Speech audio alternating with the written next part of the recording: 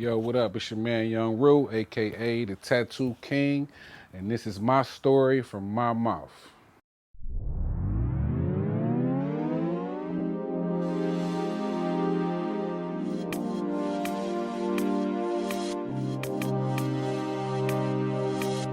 We all got a story to tell and a lesson to learn. It's my story.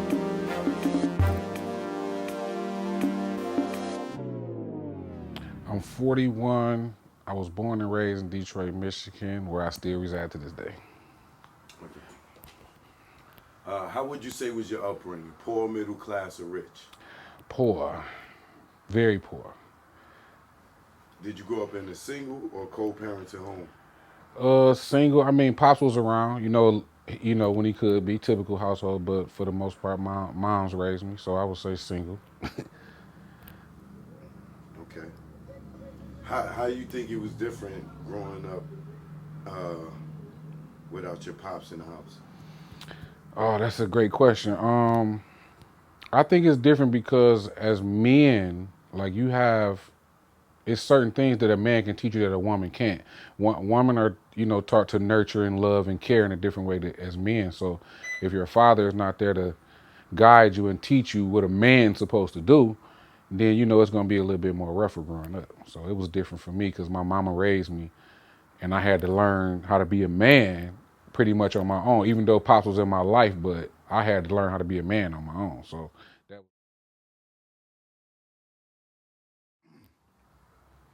As a kid, what did you think you was going to be?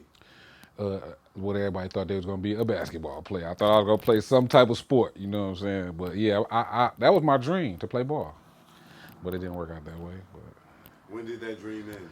shit, ninth grade when the poorness got more, on us more. Like by ninth grade, I want what the other niggas got. You know what I'm saying? So I started saying fuck the hoop dreams and went toward the street, and that's where it ended. Ninth grade year. So, money changed you from pursuing your dreams because your dreams wasn't uh, giving you money at the time. Absolutely. Mhm. And to add on to that, in my ninth, well, as a youngin, we didn't have many like I say, pops were in the crib, so we didn't have a lot of people who would push you toward the thing you may be loving to do at the moment. So when you get caught in the sauce and become a product of your environment, then that's what it be.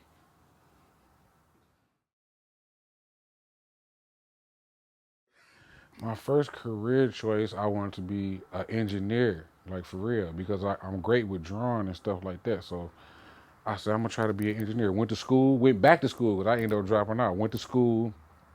I didn't even know this some shit a lot of y'all might not know. I didn't know you can get in college without a high school diploma. I didn't know that. Nah, facts. Well, you can if you got a GED. No, no. Nah, see, I want y'all to Google this shit for those who watching. I went to Baker College, never graduated high school.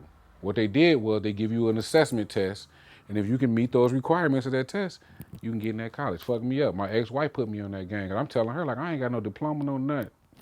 Look, I was in Baker College, got the whole ID and everything. Fucked me up. But yeah, I chose to, go for engineering. That didn't work out because the streets were still calling me. But yeah, I wanted to be an engineer.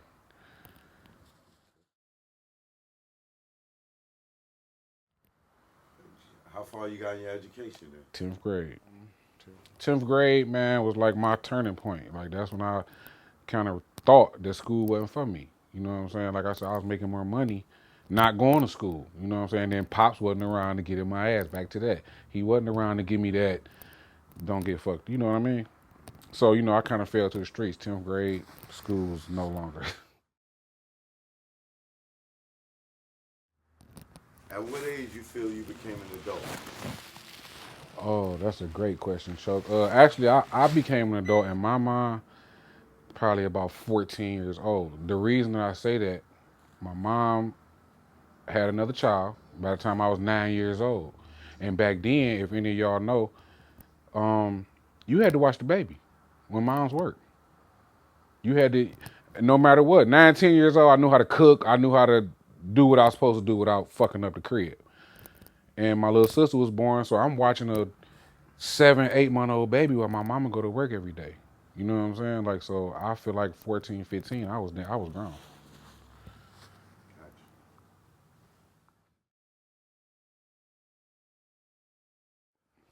At what age did you make the career choice that most people know you for now?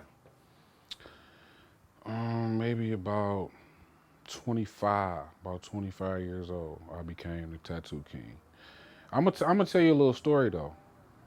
I've been doing music for 20 plus years, right? And that had become so fun and like one of my passions. I was doing that for so long, and my family was off into it too. But anyway, to answer that question, I started doing tattoos maybe 14 years ago. And now it's like that's all people know me for. All the other shit I ever did in my life, people only I could be. It could be 3 in the morning. They be like, "That's the tattoo man." Or can you? I don't want to talk about tattoos when I leave here, but that's what the people know me for. But how did that happen? Excuse me. One of my partners, he a hustler and not on no street shit. He just know how to get to the bag without doing no hot shit. Whether it's selling cologne, glasses, like he a hustler like that. So at this time we selling Cartiers to niggas. We got a store in the flea market selling Cartiers. One day I'm doodling on the envelope, bored, downtime, doodling on the envelope. He like, nigga, you can draw a little bit. And I ain't no artist or nothing. You know what I'm saying? He like, you ever thought about doing tattoos? I'm like, no, I don't got time. I'm in the streets. I don't got time. He a petty nigga. He goes and buy a tattoo kit anyway. Cause like I said, he a hustler. And I'm with him every day. So in his mind, I'm finna see what he can do with this shit.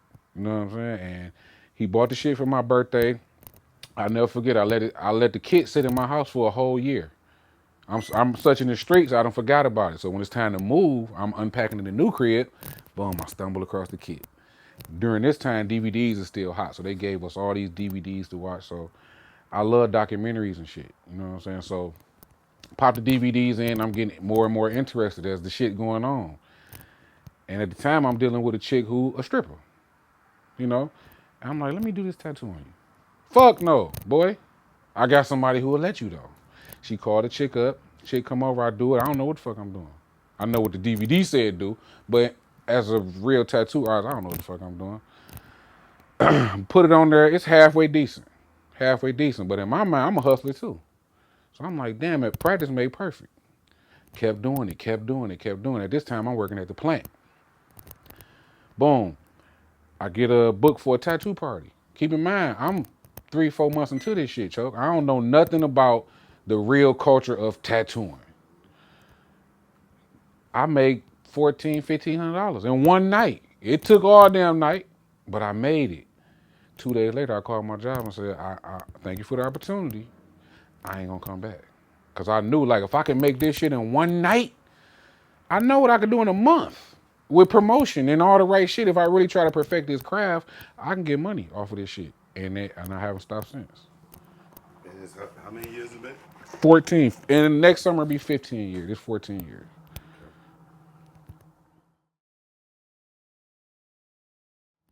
What were your early struggles as a tattoo artist? Oh man, just see anything you do, you gotta put some time into the craft. I'm so caught in the moment of still being a street nigga and trying to learn a craft at the same time. So my struggle was putting the time into practicing drawing every day or with any type of art, just practicing, trying to get better. Like my get better was my next tattoo I'm gonna do. I didn't take the time to sit down and really, you know what I'm saying, build the confidence up to where I could do anything. I had to learn how to do that. So that was like a struggle for me trying to perfect the craft. And how you overcame that struggle? The money slowed down, and I knew why though. I knew why. I knew I wasn't putting enough effort into making it better. So that was to me that was God's way of showing me like you don't want it. You got to go get what you want. So one day I said, you know what?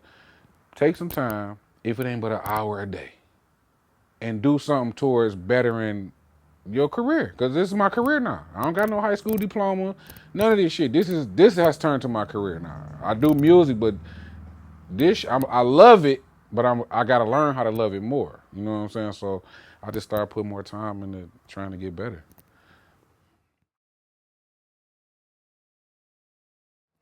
Did you have anyone close to you that didn't support you?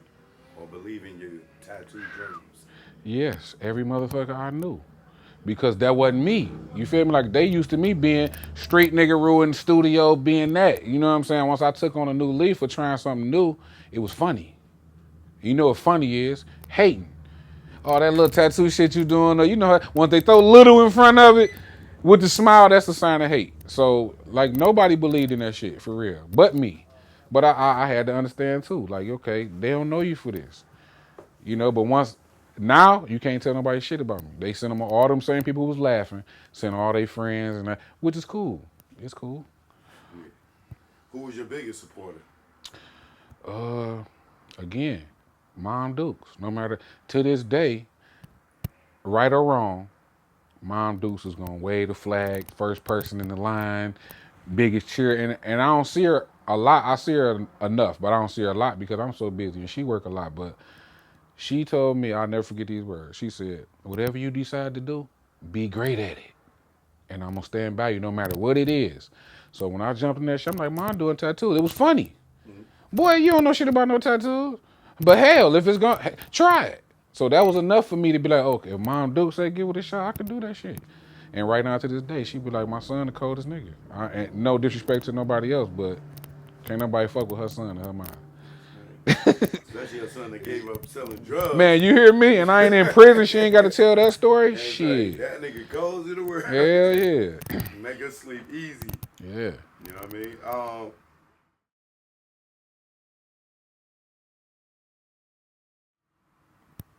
What would you say is the highlight of your journey as a tattoo artist? Oh man, the highlight of my journey. I got a great one. Believe it or not, it's Trick. Because at a time when I was not mid career, but getting close to like really, really loving it, I still ain't had shit. I'm providing for a family, so I can't really go buy a building and all this shit. At the time, I went to Dog, which is my big cousin, and just gave it a shot. My wife said, closed mouths don't get fed. See, he can't do nothing but say yes or no. I went to him like a man, like, look, dog, that's what I'm trying to do. I ain't on that street shit.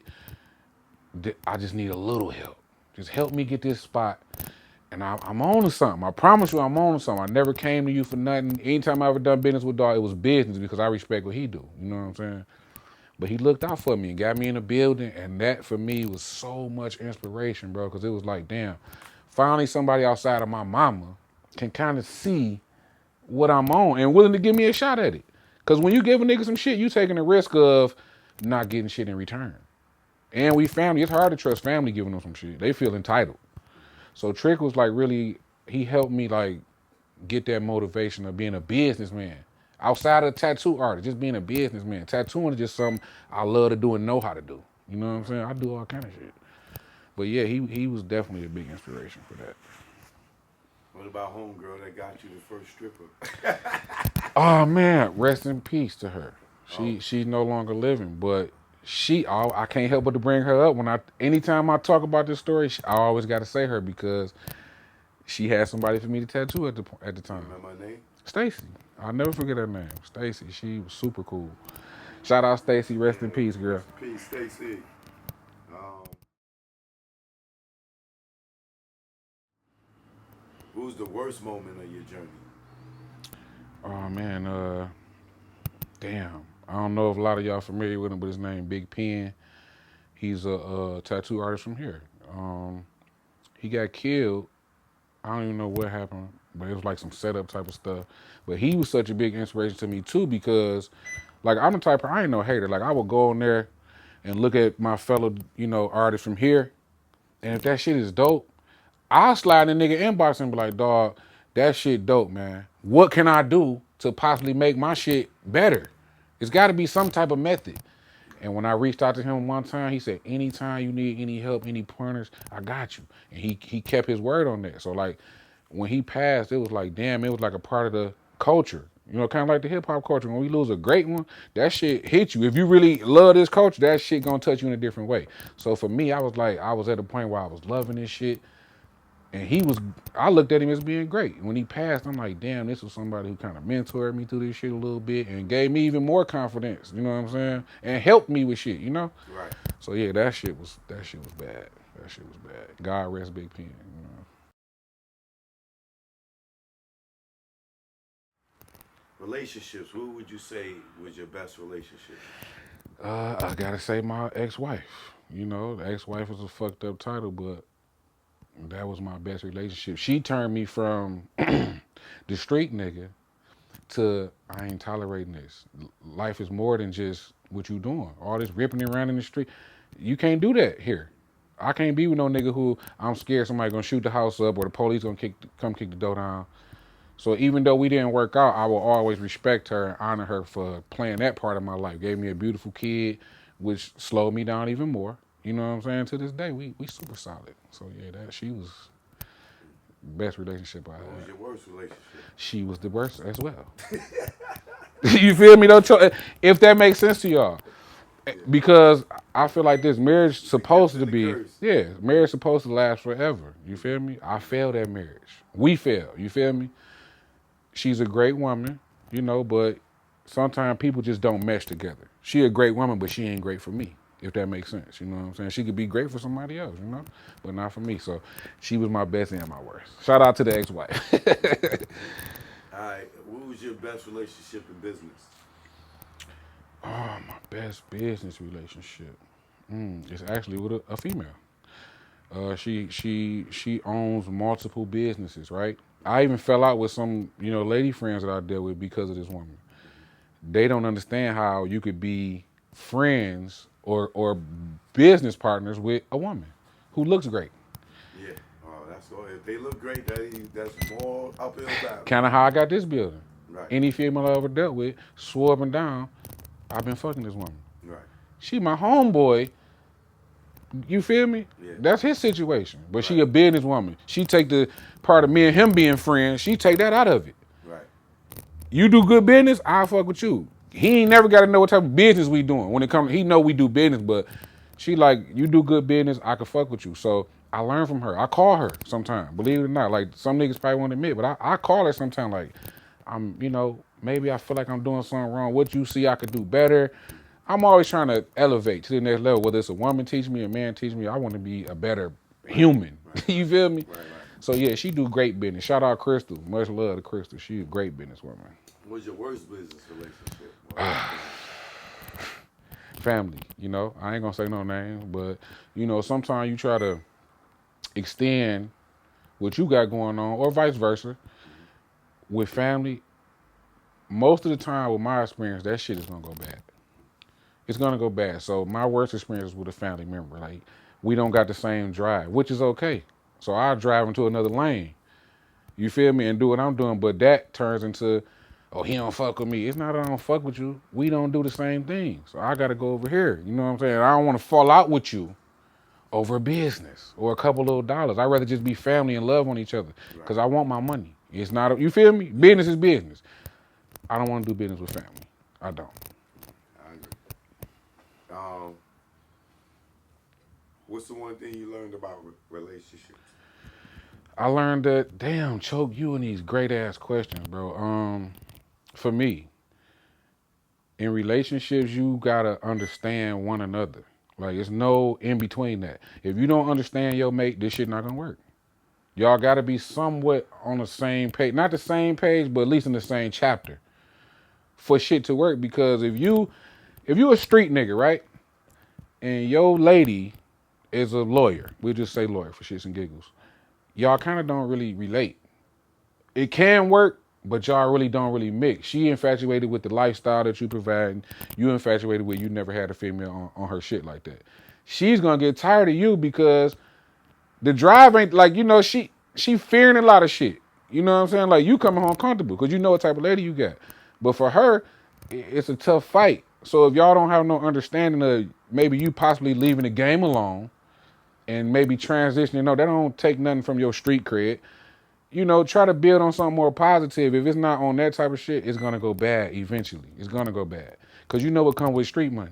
Street bitches, all this dumb shit. You feel me? So if you're not willing to make a transition, that's both parties, not just us as men, but women. If you're not willing to, sacrifice some things so your mate can have a better understanding of who you are as a person, that shit gonna go bad. Period. That's just my take. If you could go back and change anything, what would it be? Oh shit.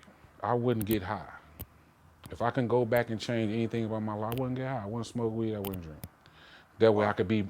I feel like I go through it now. Like when I'm sober, the way I think and move is just two different things. Like I feel like if I never introduce my mind to getting high or drunk, and not to take nothing from, I get high every day, but not to take nothing from.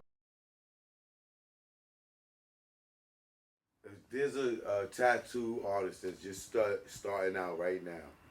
They it's a female. She want to be a tattoo artist. She watching right now. A guy, and somebody gave them a kit for them to get to where you are. Tell them to get how to get to where you are, and and try to help them avoid all of the BS in between. Um, What's the BS they got to look out for? ooh, you gotta look out for the people who know your family and friends. They're gonna always feel like you should give them a deal where they're entitled to like this special treatment. That's in any business that you know you own, not just tattoos, but your family and friends gonna always want discounts and shit like that. That's my worst thing. You know what I'm saying? Other than that, you in control of what you fuck you deal with. You know what I'm saying? But yeah, that's my don't deal with family and friends.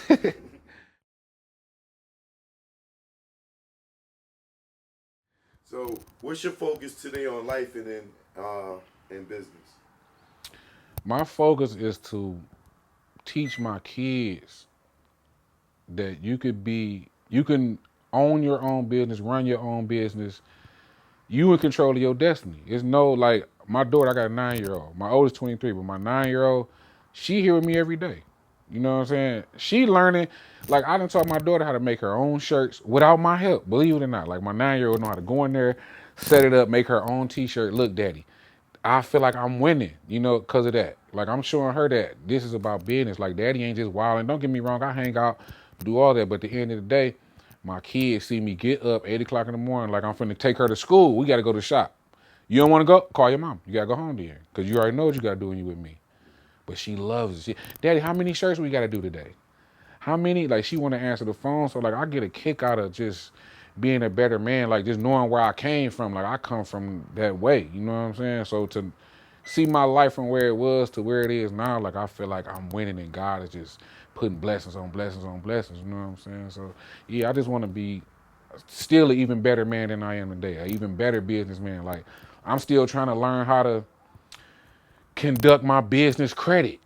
You get what I'm saying? Like I'm still in that process while I'm still grinding and doing what I'm doing. Like people on the outside, I not to change it. So I tell people all the time, it's hard to be a boss. I work harder than the worker. Believe it or not, because I got to keep the lights on in this bitch.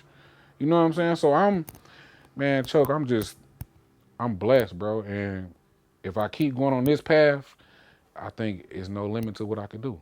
You know what I'm saying? For real. No limit. No fucking limit.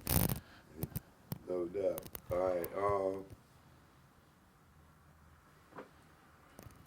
Anything you want to add? Uh, Promote? now look, not only do I do tattoos, I do t-shirts. Like we actually in my shop right now, Creative Culture. I do t-shirts, I do graphic designs, I do man, anything I put my hands on pretty much I could do. But I just want to say one thing to the men and women. Practice being a better you. All that what we gonna do to say listen, the shit start at home with you.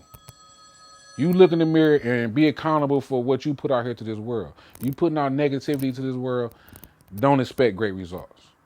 You feel me? So let's just try to be better people with yourself. Don't instead of worrying about everybody else's business, be a better you. I think that's one of the ways we can change things and just make things better. Because us as black people, like we kind of lost. No disrespect to our race, but we a little bit lost. You know what I'm saying? Like for real. So that's why I say it started with you. Let's do better as people, y'all. For real. To all my men and women, let's be better with ourselves, and then we can present better things to the world. Who are the top Detroit tattoo artists? Okay. Some people gonna be mad. It's a girl. To me, shout out the butcher. Y'all can look her up right now on Instagram, the butcher. She a beautiful female, beautiful black woman, but her work is amazing, like impeccable. Like you could tell like she really love what she do. You know what I'm saying? Like, so shout out to the butcher and Lady L. Two up to me, them like my top favorites, and they girls, Right. but they work is dope. They work is super dope. Cool. Yo, this your man Young Rue, aka the Tattoo King. We all got a story to tell and a lesson to learn. This is my story. Choco choke. You know what it is. Yo, y'all niggas better stay DL. Down low. Stop flossing, man. What you just want them to just come and get you? Learn from our mistakes, man. That's what this is about. Learn from mistakes. Choke no joke. Let's go. You already know. Make it low. Let's go. My aim was enlightened. Drop jewels on you. You thinking I'm jealous? I ain't got cheddar like you.